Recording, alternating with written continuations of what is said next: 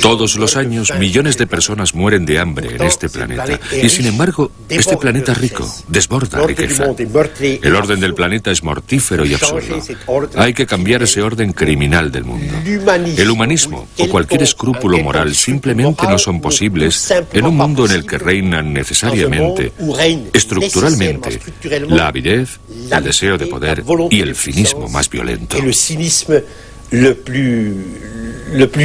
El derecho a la independencia, el derecho a la soberanía, es hoy por hoy un lujo de los países poderosos, de los países ricos. Cuando los países pobres ejercen el patriotismo, ese patriotismo se convierte en populismo, o peor todavía, en terrorismo, y constituye una amenaza para el mundo. Entonces nosotros no tenemos el derecho de defendernos, solo tenemos el derecho de aceptar lo que otros deciden por nosotros. Y esos otros son los que ejercen el gobierno mundial. Los verdaderos amos del mundo hoy en día, en primer lugar, son invisibles. No están sometidos a ningún control social, sindical, parlamentario. Son hombres en la sombra que detentan el gobierno del mundo. Detrás de los estados, detrás de las organizaciones internacionales, hay un gobierno oligárquico de muy poca gente. Muy poca gente, pero que cuenta con una potencia, una influencia, un control social sobre la humanidad, como jamás un papa, ni un emperador, ni rey alguno han tenido a lo largo de la historia de los hombres. Pero ¿quién es este asesino serial que mata todo lo que toca? Habría que meterlo preso, se me ocurre, pero ocurre que no se puede meter preso a este asesino serial, porque él tiene las llaves de todas las cárceles y porque es un sistema universal de poder que ha convertido al mundo en un manicomio y en un matadero.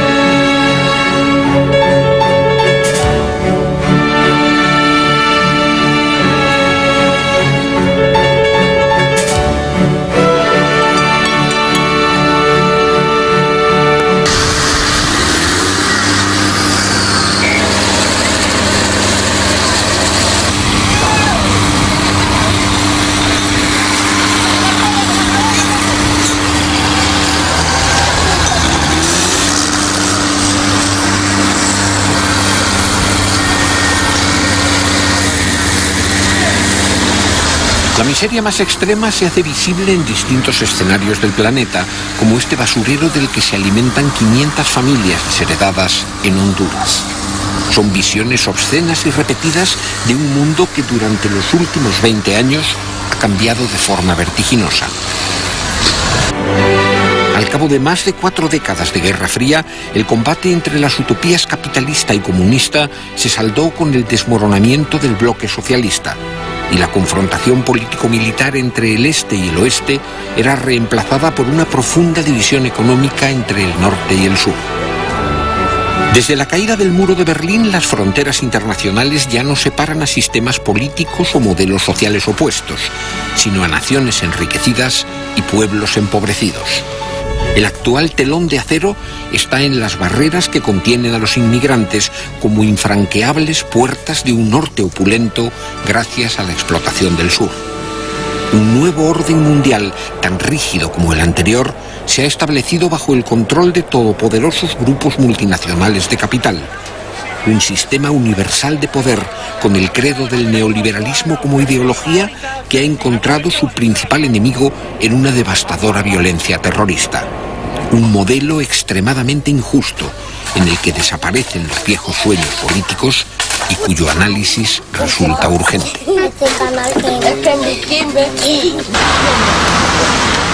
Jan Ziegler es una de las mentes más lúcidas de la izquierda europea. Profesor de sociología en las universidades de la Sorbona y Ginebra, sus ensayos políticos le han dado prestigio mundial. Desde hace años, sus análisis radicales resuenan en el seno de la Segunda Internacional y sus informes como relator de Naciones Unidas constituyen inapelables actas de acusación sobre la injusta distribución de la riqueza. Eduardo Galeano es uno de los intelectuales más respetados de la izquierda latinoamericana. Un valiente ejercicio periodístico de clara oposición a la barbarie militar en el Cono Sur le forzó al exilio. Su insobornable compromiso ético, que se manifiesta en toda su obra por medio de una exquisita ironía poética, ha cimentado el reconocimiento internacional de su figura literaria.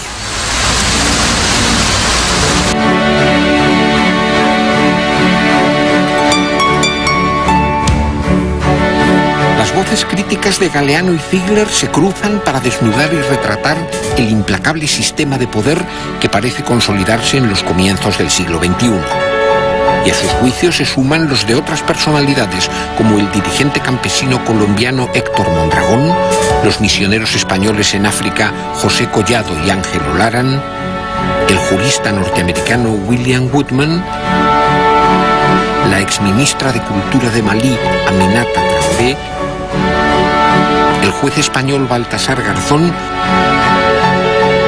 o el escritor argentino Ernesto Sábato, en el intento común de examinar el nuevo orden del mundo.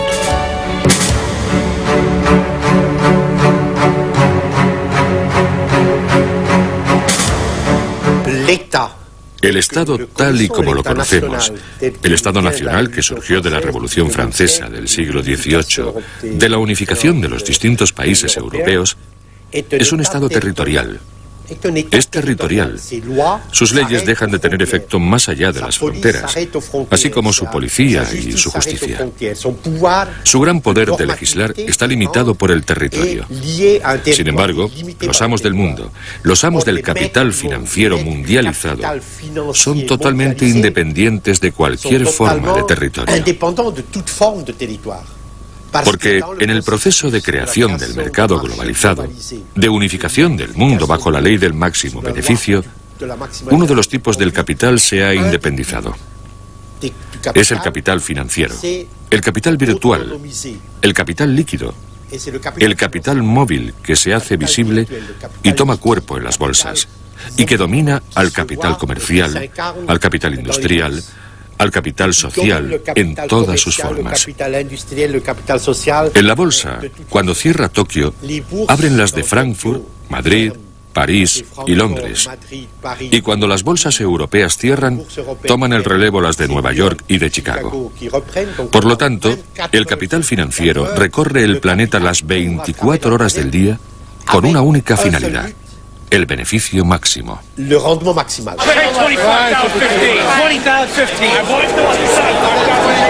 En Estados Unidos vemos que los mismos ejecutivos que son de las mesas de directores del grupo Citibank, que son la Chevron, que es la Monsanto, que pertenece a ese mismo grupo, que es la General Dynamics, que es la de Roosevelt, que es la Halliburton, que es la del vicepresidente Cheney, es decir, los mismos que han sido presidentes, gerentes o miembros de las mesas de directores son hoy el staff del gobierno de los Estados Unidos.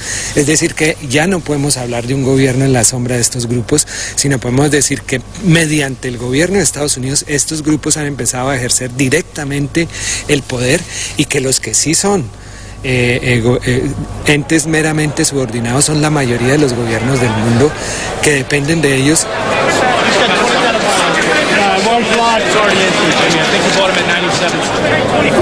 La globalización es una inmensa mentira.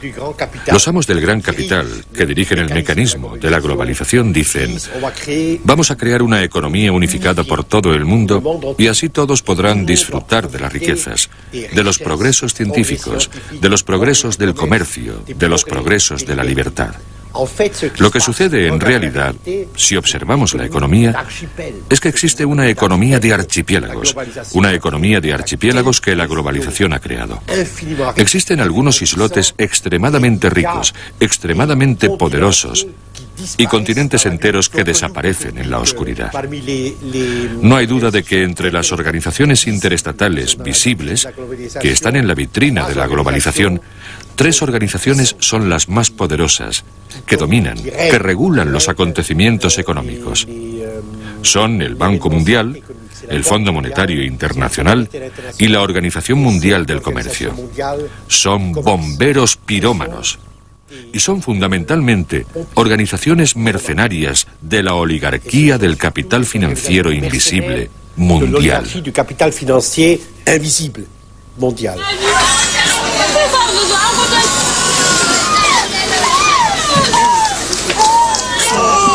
La política del Fondo Monetario Internacional como la del Banco Mundial yo no la veo clara por ningún sitio, porque no se ven los beneficios.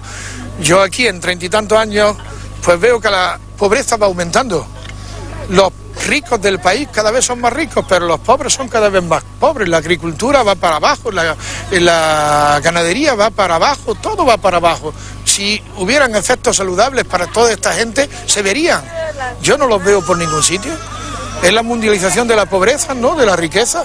Yo no creo que se pueda luchar contra la pobreza, ni crear, como se llama aquí, una estrategia de lucha contra la pobreza sin luchar contra la riqueza y sin luchar contra los ricos mismos. ¿Por qué? Los ricos son cada vez más ricos y los pobres son cada vez más pobres.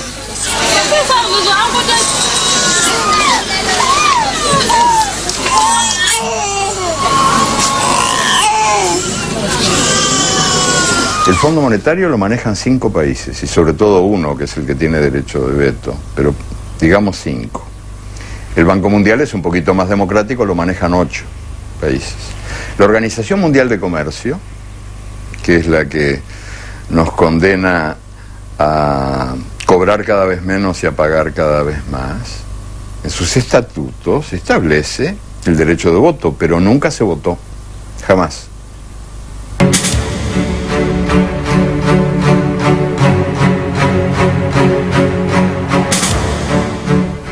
El capitalismo de hoy en día, tal y como se ha desarrollado a lo largo del planeta, como el mercado mundial unificado como instancia única, con esa mano invisible que decide quién muere y quién vive en este planeta, es en realidad un killer capitalismus, un término alemán que los economistas marxistas alemanes inventaron.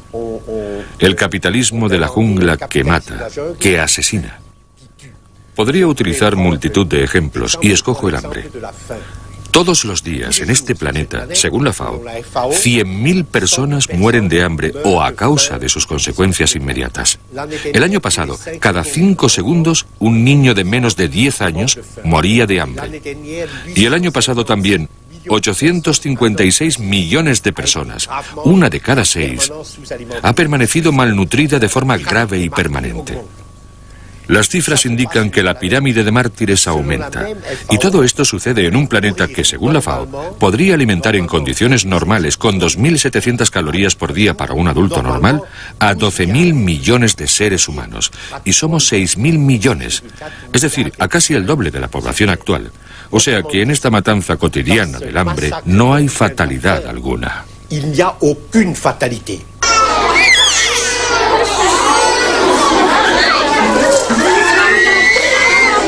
Esta gente no está sufriendo de la hambruna actual. Están en una situación de hambruna crónica. Cuando estos niños llegan a esa situación ya ni comen. Esto clama al cielo. Más que al cielo también, pero vamos, clama a Occidente, clama al primer mundo. Es incomprensible, es impensable, es absurdo, es injusto, con los apelativos que quiera, que el primer mundo esté exigiendo al mundo de aquí, al mundo africano, que paguen las deudas de un capital que han sido ya pagadas, que esto está suponiendo quitar esta comida a estos niños, esto no va a ayudar nada allí y esto está quitando el pan a nuestros hijos. Eso es criminal. Eso es como un genocidio organizado a un nivel internacional.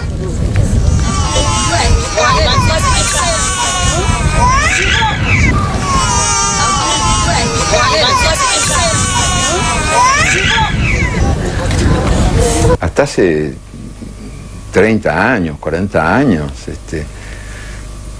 a nadie se le ocurría desconfiar de la justicia como un valor universal y por lo tanto todos, mal que bien, hasta la derecha más recalcitrante, compartían básicamente yo no te digo la indignación o la denuncia, pero por lo menos la aceptación de que la injusticia existía en el mundo.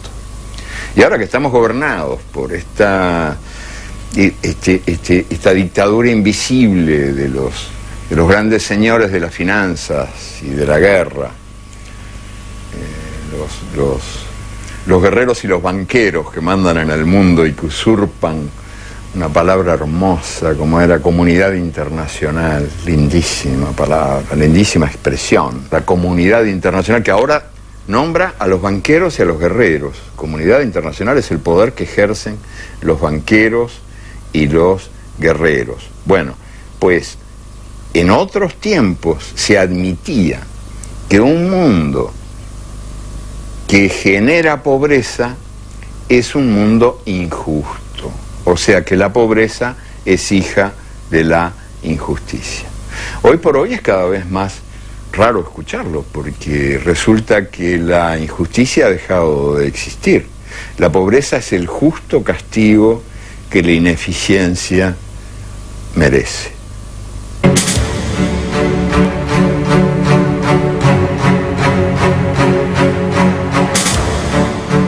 Yo no sé si en otras civilizaciones, en otras etapas de la historia humana, la gente ha estado tan presa del miedo como vivimos nosotros ahora. Tenemos miedo de todo el tiempo.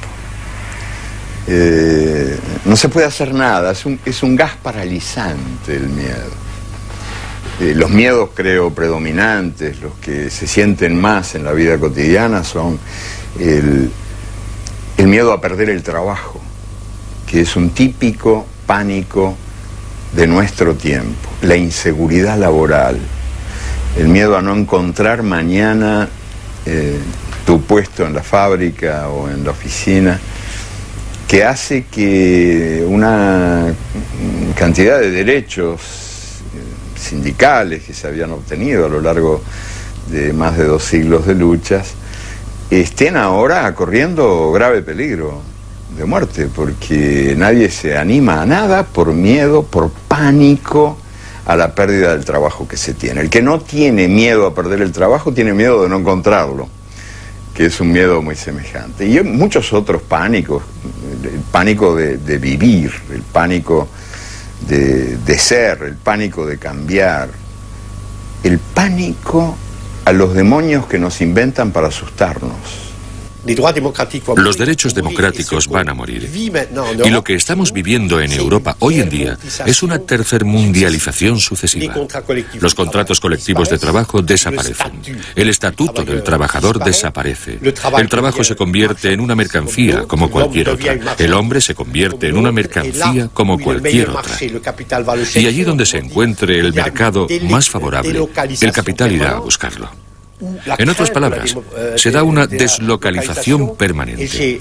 Y el miedo a la deslocalización hace que el trabajador europeo o la trabajadora europea tengan miedo, se angustien por la posibilidad de perder su trabajo. En la Unión Europea, que es la potencia económica más fuerte que el mundo haya conocido, con 400 millones de trabajadores y de consumidores de muy alto nivel en sus 25 países, hoy en día hay 19 millones de parados permanentes, con una probabilidad muy alta de no encontrar trabajo, que están excluidos. Así, para no caer en la marginalidad, prácticamente todos los trabajadores, desde el director general hasta el conserje, interiorizan el miedo, se someten voluntariamente, ya que no tienen garantías sociales. El trabajo hoy por hoy vale menos que la basura. Impunemente los empresarios deciden quién trabaja, quién no trabaja y cuánto se trabaja. Se trabaja cada vez más a cambio de menos, cada vez más horas a cambio de un salario menor. Algunos derechos conquistados en muchas batallas difíciles a lo largo del tiempo, como el derecho a la sindicalización, se violan hoy día con escandalosa impunidad. Ese es un derecho aniquilado por la máquina de la muerte en el mundo de hoy. Es una máquina de exterminar derechos que ha convertido al trabajador en un mendigo de empleo, en un mendigo de salario. El año pasado, las 500 sociedades multinacionales mayores del mundo, las 500 más grandes, controlaron el 52% del Producto Mundial Bruto. Es decir, de todas las riquezas en mercancías, capital, patentes, servicios producidos en el planeta. Un monopolio. Un poder como no había existido antes en el mundo. Y los hombres que forman parte de esa oligarquía transcontinental actúan exclusivamente según los principios de maximalización del beneficio.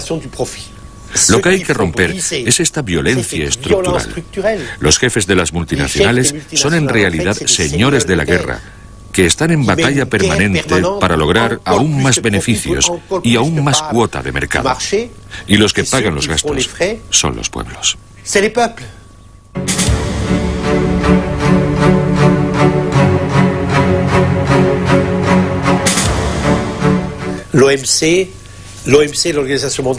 La OMC, la Organización Mundial del Comercio, compuesta hoy en día por 147 estados, debe asegurar, y asegura en nombre del capital financiero internacional, la liberalización total de la circulación de mercancías, de capitales, de patentes y de servicios. Desarma, por lo tanto, a los estados del sur frente al capital multinacional.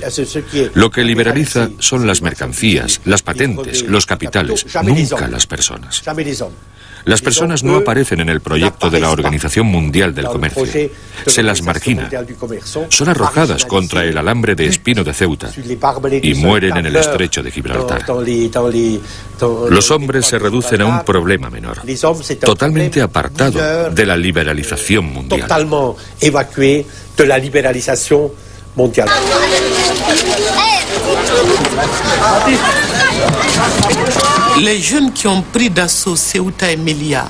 Los jóvenes que toman al asalto Ceuta y Melilla tienen menos problemas que los europeos, porque tienen esperanza. Europa está desencantada.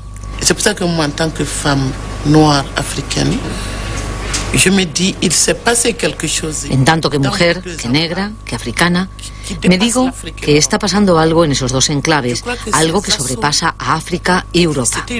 Yo creo que esos asaltos son una forma de respuesta de los sin derechos, de los sin voz, que han venido a decir aquí ante vuestras puertas.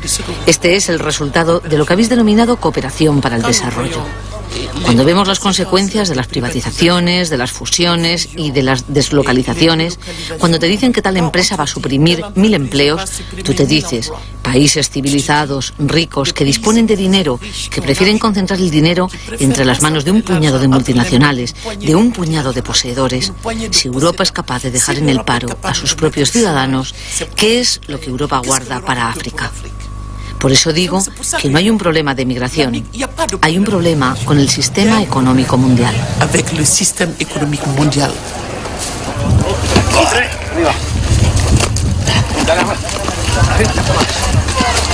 Libre circulación de las personas.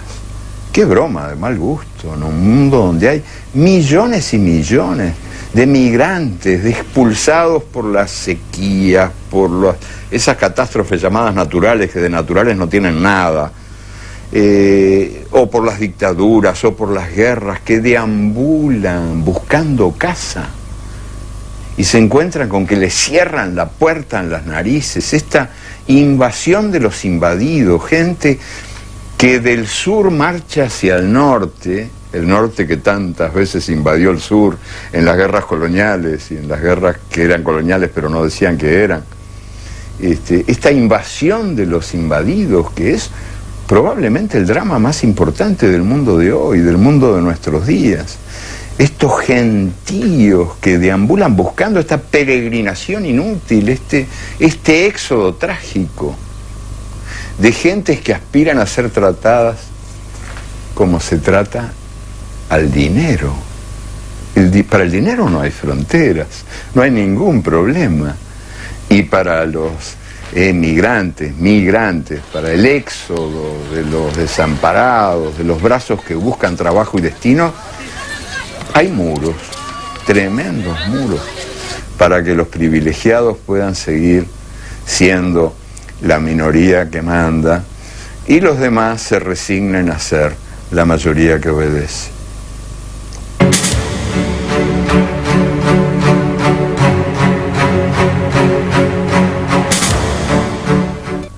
Me encuentro ahí, sin querer queriendo, en fin, embarcado en discusiones absurdas, donde defiendo ardientemente a los jóvenes, a estos desprestigiados jóvenes de nuestros días, que se supone que son muchachos vacíos, desde el punto de vista de las generaciones anteriores. Dice, pero estos, la política no les importa nada, se cagan en todo, son unos egoístas. Estos rockeros de ahora. Y yo voy ahí y los defiendo, porque yo creo que tienen toda la razón en no creer. Hay un sistema universal de poder que los invita a no creer. O sea, que les ofrece la fe y los traiciona. Y ellos asisten a la política como si fuera un circo, donde los más exitosos son los capaces de dar las piruetas más prodigiosas para hacer desde el gobierno lo contrario de lo que han prometido desde el llano. Lo que se pone en cuestión radicalmente son los valores de las luces, que durante 250 años nos han dado la República, los estados democráticos, los valores fundamentales, un tipo de civilización con el que hemos vivido. Y cuando decimos que la economía ya no es una actividad humana, que el neoliberalismo ya no es una actividad humana, sino simplemente la traducción de una realidad, de un número determinado de leyes naturales, lo que hacemos es expulsar al hombre de su papel como sujeto de la historia. Y con ello, negamos frontalmente todos los valores de las luces, la solidaridad, los derechos del hombre, la autodeterminación, el gobierno, por delegación revocable, etc. Hoy nos encontramos ante estas dos opciones. O bien escogemos la defensa de esos valores, de las luces, a través del restablecimiento de la fuerza del Estado Nacional y de una normativa internacional, o bien nos sometemos a los amos del mundo y a sus leyes presuntamente naturales de los beneficios. Si la segunda opción es la que se impone finalmente, entonces la jungla se instalará en Europa. Nos sumiremos en la oscuridad y la civilización tal y como la conocemos, por lo menos en Europa, la civilización democrática que proviene de las luces, desaparecerá. Ahora las torturas se llaman apremios ilegales, la traición se llama realismo, el oportunismo se llama pragmatismo, el imperialismo se llama globalización y a las víctimas del imperialismo se los llama países en vías de desarrollo, confundiendo a los niños con los enanos. Y al sistema que en mi infancia y en mi juventud llamábamos capitalismo, se le llama hoy economía de mercado. El diccionario también ha sido asesinado por la organización criminal del mundo. Ya las palabras no dicen lo que dicen o no saben lo que dicen. Si hoy digo que hace falta una rebelión, una revolución, un derrocamiento, un cambio total de este orden mortífero y absurdo del mundo, simplemente estoy siendo fiel a la tradición más íntima, más sagrada de nuestra civilización occidental, europea, americana. Me parece que hoy en día nuestro deber primordial es reconquistar la mentalidad simbólica y decir que el orden del mundo, tal y como está, es criminal. Porque es contrario totalmente a todas las exigencias del hombre y a los textos fundacionales de nuestras civilizaciones occidentales.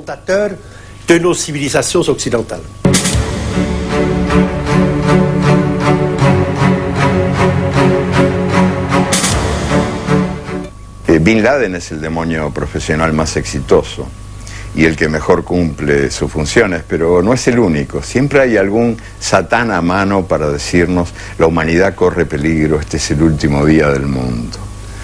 Y muchísima gente se hace eco de esas voces del miedo que imponen una dictadura invisible y paralizante que es enemiga de la dignidad humana, porque los que estamos, todos estamos enjaulados por el miedo, ya no somos libres. Y los que no somos libres no podemos ser dignos.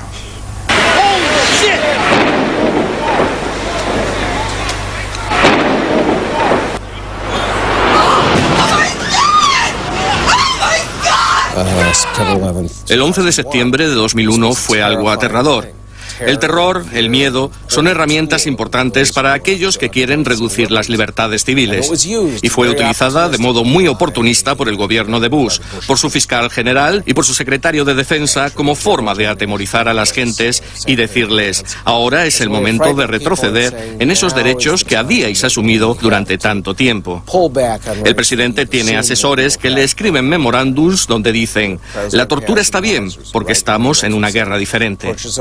A todas esas personas desaparecidas, a la gente que está en agujeros negros, nosotros les llamamos presos fantasmas. Probablemente algunos serán torturados, algunos serán asesinados, y eso es algo que la gente da por sentado, lo dan por válido, porque esta gente son terroristas, son árabes, son musulmanes, son otros, no son nosotros, como algunos norteamericanos podrían decir.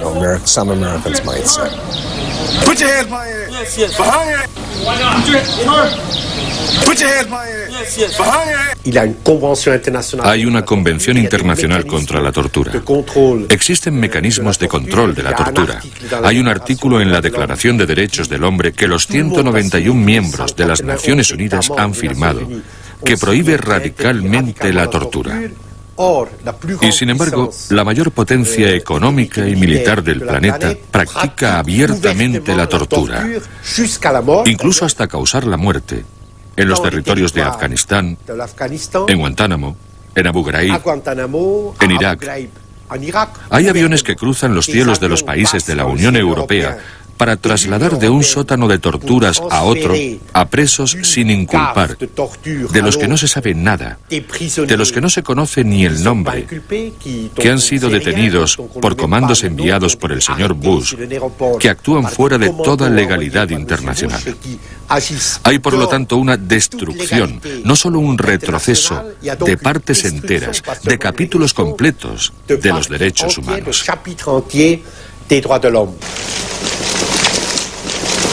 No tenemos ningún indicio de que ha habido ejecuciones extrajudiciales, pero es que no hay información.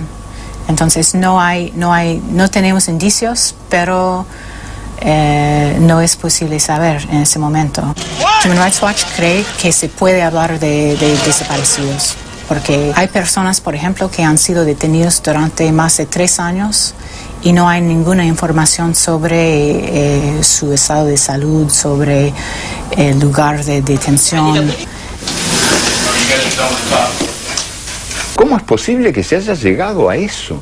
Bueno, pues porque eso es imprescindible para que todas las personitas que integramos esta cosa que, en fin, que llamamos humanidad, aprendamos de una buena vez que nos puede ocurrir a nosotros también, que a cualquiera le puede ocurrir. Terminar rapado con un uniforme a rayas, humillado cotidianamente, meado por los perros en un lugar como Guantánamo. A cualquiera le puede pasar. Es lo mismo que lo de la tortura. Si la tortura torturara solamente a los culpables, no sería eficaz. Si estuvieran en Guantánamo presos nada más que los culpables de actos terroristas, Guantánamo no serviría para nada. Sirven estos ejemplos, estos símbolos del poder, funcionan porque emiten miedo, y emiten miedo en la medida en que le puede tocar a cualquiera. Es un asunto del azar.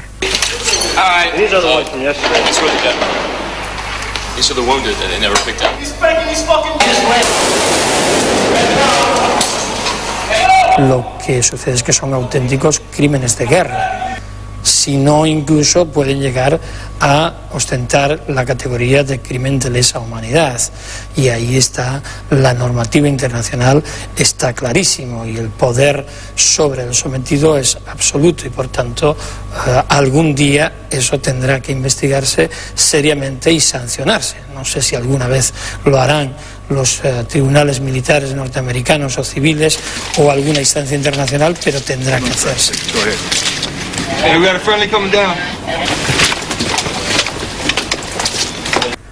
Hacía mucho tiempo que la tortura se practicaba, pero no se predicaba.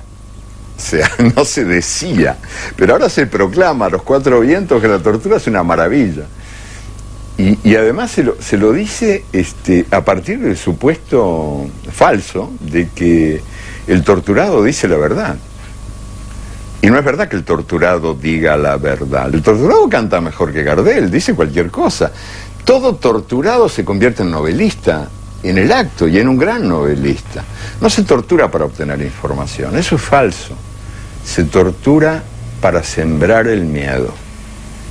Y en eso sí que hay que reconocer que la tortura es eficaz. Y por eso es que ahora la tortura es objeto de publicidad incesante.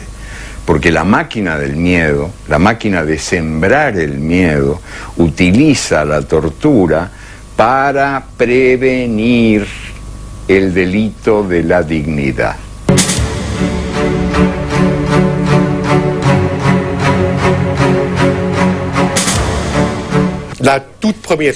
Lo primero que cada uno de nosotros debe de hacer es mirar la situación de frente y no considerar como normal y natural la destrucción, por ejemplo, de 36 millones de personas el año pasado por culpa del hambre y de la desnutrición.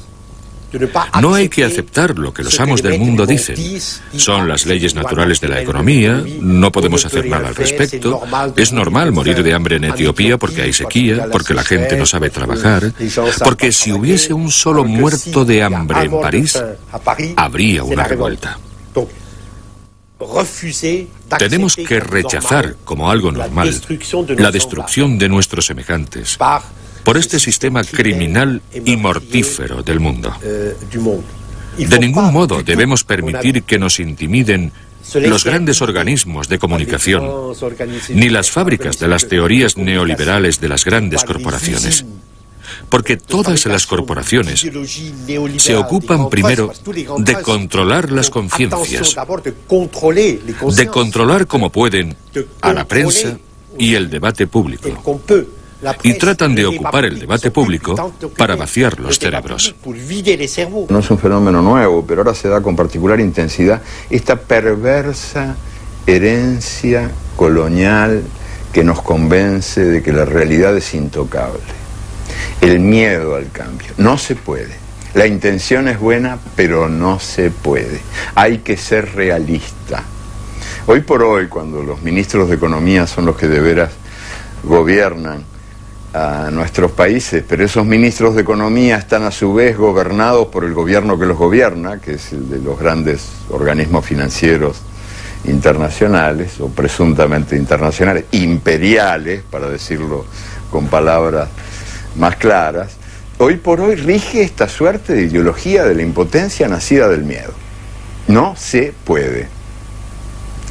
Y yo pienso que ese miedo al cambio es un miedo muy, pero muy dañino, y que es uno de los miedos más poderosos, más importantes en esta suerte de maquinaria mundial del crimen, porque es un miedo que mata la esperanza.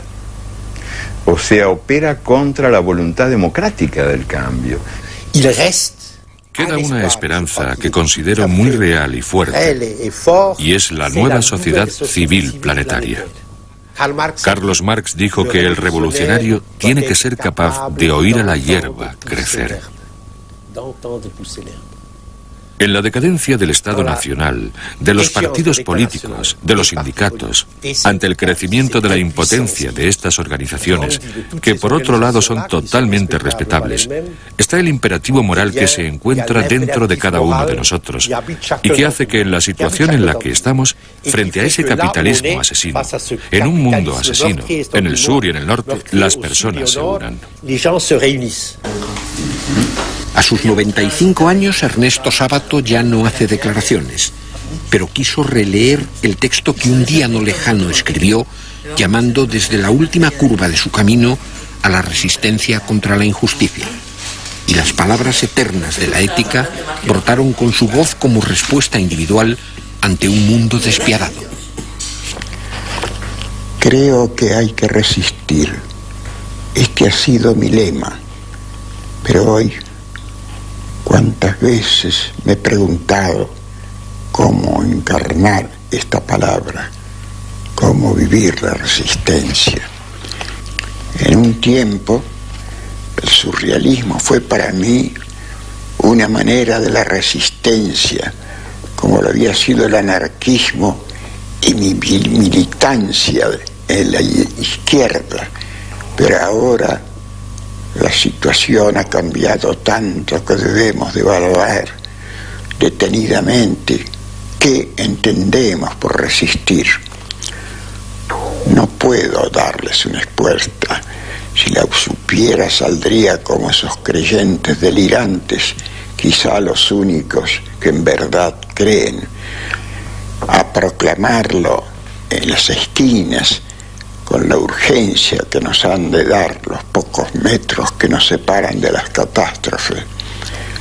Pero no, incluyo es que algo menos formidable, algo más silencioso, algo que corresponde a la noche que vivimos, apenas una vela, algo como lo que es verdad.